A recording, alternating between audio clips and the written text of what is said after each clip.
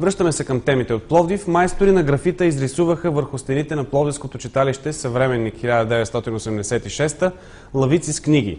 Инициативата е по проект на читалището и пловдивски бизнесмен и се финансира по направлението Творческия Пловдив в европейски измерения на Общинска фондация Пловдив 2019.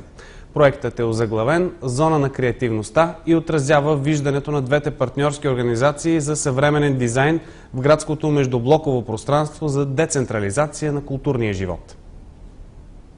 Идеята на инициаторите от читалище Съвременник в Тракия е да се създаде нова привлекателна градска зона на открито за провеждане на иновативни културни събития. Така стените на читалището се превърнаха в красива библиотека с книги, а пространството около него в нестандартна сцена от дървени скари и пънове, приспособени за сядане.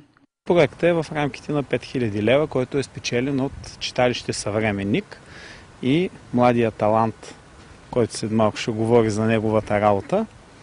Виждате, може би, и красивите също изпълнения на така наречения кораб, дървото, което скоро време ще бъде завършено. Проектът изглеждаше много добре на хартия, сега като гледам се получава още по-добре и така с съвместни сили решихме, че можем да го изпълним. Това беше един от най-странните ми проекти до сега, защото наистина стените бяха доста разнообразни, имаше доста, не като просто едно право голямо платно.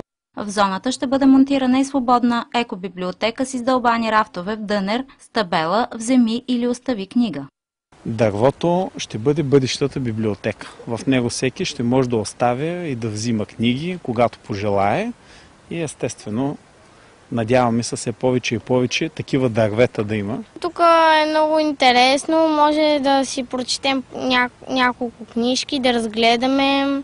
От читалището не се притесняват, че книгите може да бъдат откраднати и затова те няма да бъдат прибирани през нощта. Авторите на проекта също смятат да идват тук, за да четат. Те ще осигурят 10 таблета и безплатен интернет, за да може да се чете и онлайн. Откритата читалня ще бъде завършена през септември, но и сега тя вече събира любопитни наблюдатели, които един ден може да станат читатели.